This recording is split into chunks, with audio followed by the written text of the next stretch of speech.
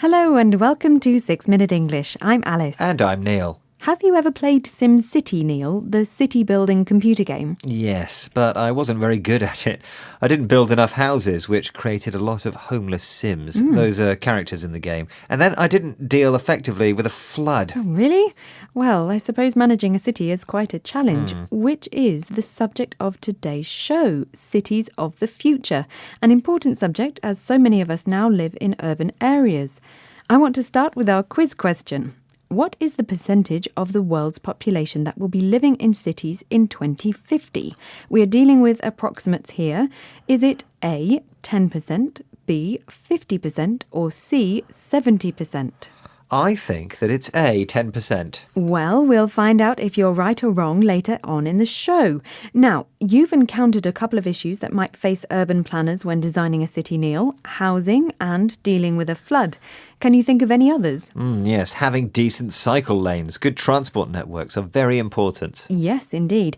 And if people could get around easily on foot or by bike or by public transport, roads would be less congested or overcrowded and less polluted. That sounds rather utopian to me, though. A utopia is an imaginary place where everything is perfect. But Copenhagen is pretty utopian, Alice. The air is clean. There are bike lanes everywhere. Oh, that sounds fantastic. But what about somewhere like Beijing with its constant smog or air pollution hanging over the city? A lot of people ride bikes there too.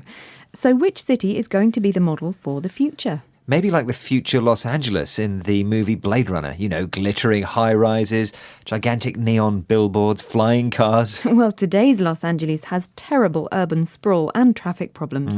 Urban sprawl is the way a city spreads into undeveloped land around it, often without planning permission. Dr. Janice Perlman can explain why this happens. She is the founder and president of the Megacities Project non-profit organisation in Rio de Janeiro and knows a lot about urban sprawl in Brazilian cities. People are coming massively into the cities which have no housing that's affordable to them. So they can't rent and they can't buy, and they end up building their own communities and houses on unoccupied land.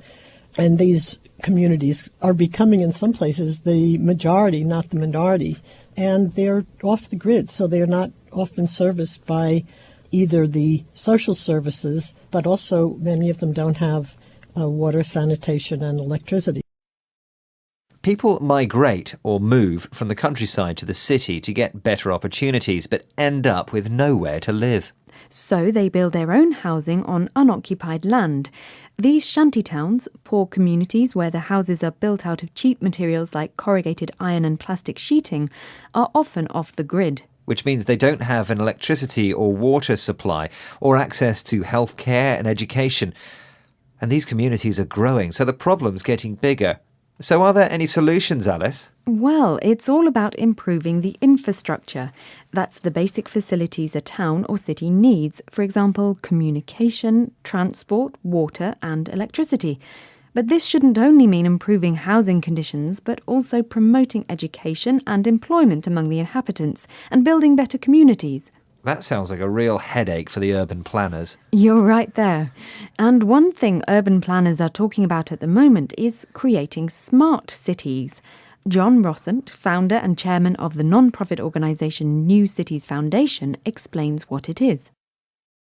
I think, generally it's accepted that cloud computing, ubiquitous internet, robust 5G networks, etc., will transform our cities, whether they're in the global south or the developed world. And, technology is really a game changer, I think, in urbanization.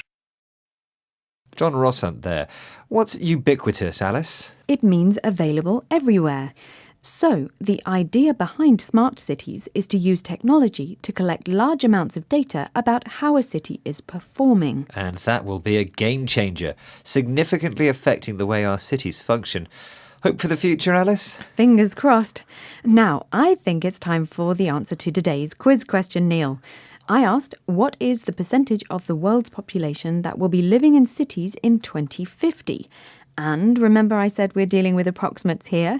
Is it A, 10%, B, 50%, or C, 70%? And I said A, 10%. Yes, and you underestimated there, Neil. The right answer is actually C, 70%. This, according to a report by the United Nations. Today, 54% of the world's population lives in urban areas. A lot, really. Yeah. Well, I know we're running out of time, so let me repeat the words we learned today. They were congested, utopia, smog, urban sprawl, migrate, shantytowns, off the grid, infrastructure, ubiquitous, game changer. Well, that's the end of this edition of 6 Minute English. Join us again soon. Meanwhile, visit our website, bbclearningenglish.com, where you'll find guides to grammar, exercises, videos and articles to read and improve your English. Bye. Bye-bye. 6 Minute English from BBC Learning English.